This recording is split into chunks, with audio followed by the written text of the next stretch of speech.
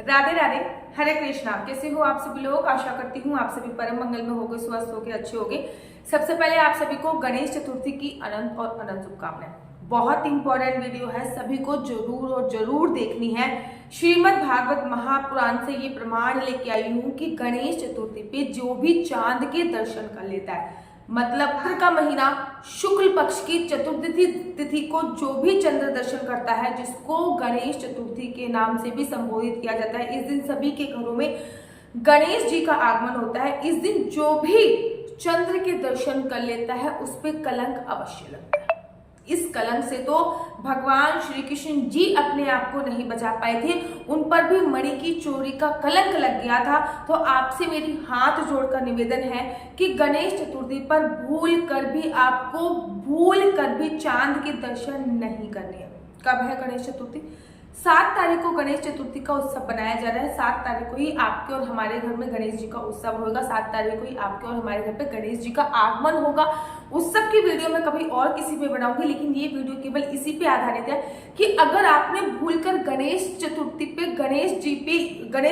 पे आपने भूलकर भी अगर चांद के दर्शन कर लिए तो आप पे कहीं ना कहीं वो कलंक अवश्य लगेगा, क्योंकि उसका श्राप स्वयं माता पार्वती ने और गणेश जी ने चांद को दे रखा है।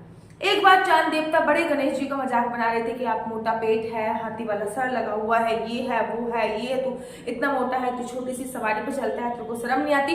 तो गणेश जी ने गुस्से में आकर और माता पार्वती ने क्रोध में आकर उनको बोला था कि गणेश चतुर्थी वाले दिन, जिस दिन गणेश जी का प्रादुर्भाव हुआ था, जिस दिन उनका जन्म हुआ था, अगर उस दिन कोई चांद के दर्शन कर लेगा जाएगा। एक कथा तो ये है जो कि चारों तरफ प्रचलित है। एक कथा शिव महापुराण से मैं आप लोगों के लिए लेके आई हूँ। शिव महापुराण के अनुसार जब माता पार्वती ने गणेश जी को बनाया और भोले बाबा से अनुरोध किया कि आप आइए और गणेश जी का शीर्ष काटिए। अब क्यों अनुरोध किया था, इसकी कथा भी मेरे को बतानी पड़ेगी। जब माता पार्वती ने गणेश जी को बताया तो बालक बड़ा ही सुंदर प्रकट हुआ। माता पार्वती ने अपने महल से गणेश जी को बताया, बड़ा ही सुंदर बालक प्रकट हुआ। और जब बड़ा ही सुंदर बालक बन के प्रकट हुआ, जब वो सुंदर बालक बना तो सभी देवी देवता उसके दर्शन करने के लिए आए। जब सभी देवी देवता उस बच्चे के दर्शन कर रहे थे तो शनिदेव पीछे मुंह करके खड़े थे, अर्थात बच्चे के सब दर्शन कर रहे, शनिदेव कुछ ऐसा मुंह करके खड़े थे। माता पार्वती ने कहा, हे शनिदेव, तुम ऐसा मुंह करके क्यों खड़े हुए हो? सभी लोग मेरे बालक की प्रशंसा कर रहे हैं, सभी लोग मेरे बालक को देख रहे हैं, सभी लोग मेरे बालक की प्रशंसा कर रहे हो और आप पीछे मुख करके खड़े हो, ऐसे क्यों खड़े हो?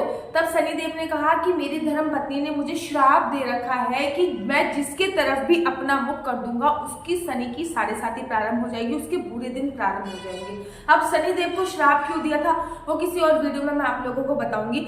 माता पार्वती ने कहा, ये तो धरती लोगों के लिए होगा कि आप धरती के लोगों के लिए होगा, मेरा बेटा आम बेटा नहीं है, ये तो भोले बाबा का प्रिय पुत्र कहलाएगा और ये तो मेरे महल से पवित्र पुत्र है, ये तो देवताओं का भी देवता होगा, इसको तो प्रथम पूजनीय स्थान मिलेगा, आप इसकी तरफ देख सकते हो। शनिदेव ने बहुत मना करा, लेकिन माता पार्वती नहीं मानी। शनिदेव की मना करने पर जब माता पार्वती नहीं मानी तो शनिदेव ने अपना मुख जैसे ही सीधे कर बाल गणेशा को देखा, वैसे ही गणेश का जो मुख था वो काला हो गया।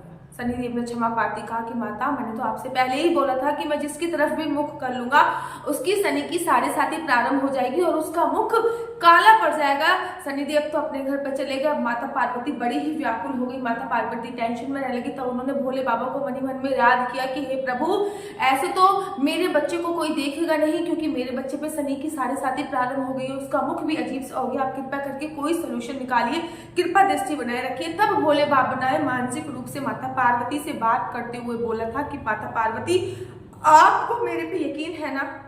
माता पार्वती ने कहा, मुझे आपसे यकीन है, तो आप धीरज बनाए रखिएगा, मैं जो भी करूंगा आपके और अपने संतान के भले के लिए करूंगा। तब भोले बाबा का आगमन होता है। माता पार्वती स्नान कर रही होती है, बाल गणेशा वहां पे खड़े होते हैं। भोले बाबा के त्रिशूल से बाल गणेशा का शीश कटता है। जब भोले बाबा के त्रिशूल से बाल गणेशा का शीश कटता है, जिसको 7.5 का श्राप मिला हुआ है, जिसको ये श्राप, वो वाले शीश को ये श्राप मिला हुआ है कि वो जो शीश देख लेगा उसके बुरे दिन चालू हो जाएंगे, उसके बुरे कर्म चालू हो जाएंगे। माता पार्वती का आगमन होता है। माता पार्वती कहती है, मेरे पुत्र को जीवित करो, चाहे कुछ भी लगाओ। तब भगवान शिव उन पे हाथी का शीश लगाते हैं और जिस हाथी का शीश लगाते हैं उस दिन गणेश चतुर्थी होती है, तभी से गणेश चतुर्थी का उत्सव बड़े धूमधाम से मनाया जाता है। लेकिन वो जो शीश कटा था वो चांद पे, ये सारी लीलाएं जो है वो चांद देख रहा था, चांद देखते देखते हंस गया था। तभी माता पार्वती ने ये श्राप दिया था और भोले बाबा ने कि जो भी गणेश चतुर्थी पर इस चांद को देखेगा उसको गणेश जी के असली शीश के दर्शन होंगे, और गणेश जी के असली शीश के जिसने दर्शन कर लिए उस पे शनि की साढ़े साती प्रारंभ हो जाएगी, और उसके साढ़े साती तो प्रारंभ होएगी ही होएगी, साथ ही पे उस पे किसी न किसी प्रकार का कोई इल्जाम भी झूठा लगेगा, जिसके दर्शन भगवान विष्णु ने जब कन्हैया का रूप धारण किया था तब किए थे, और उनपे सम्यक मणि चोरी करने का इल्जाम लगा था। आप लोगों ने वो कथा सुनी होगी, सम्यक मणि जो चोरी करने का इल्जाम भगवान श्री कृष्ण पे लगा था। अब 7 तारीख को है गणेश चतुर्थी, तो 7 तारीख को आपको किसी भी कीमत पर आपको चांद के दर्शन नहीं करने। अगर हो जाए तो श्रीमद् भागवत महापुराण में एक कथा आती है कि कैसे सम्यक मणि चुराने पे भगवान श्री कृष्ण ने कैसे सम्यक मणि को दोबारा से ढूंढा। वो कथा का आपको श्रवण करने से जो उस चांद को देखने का दुखद परिणाम है वो आपको केवल और केवल 10% भुगतना तो पड़ेगा। अगर आपने चांद के दर्शन कर लिए तो आपको भुगतना पड़ेगा, लेकिन अगर आप चांद के दर्शन ही ना करो तो आपको इसका फल अच्छा खासा मिल जाएगा। तो याद रखिए एक बात कि 7 तारीख को भूल कर भी आपको चांद के दर्शन नहीं करने, क्योंकि 7 तारीख को गणेश चतुर्थी वाले दिन चांद में असली गणेश जी के दर्शन होते हैं।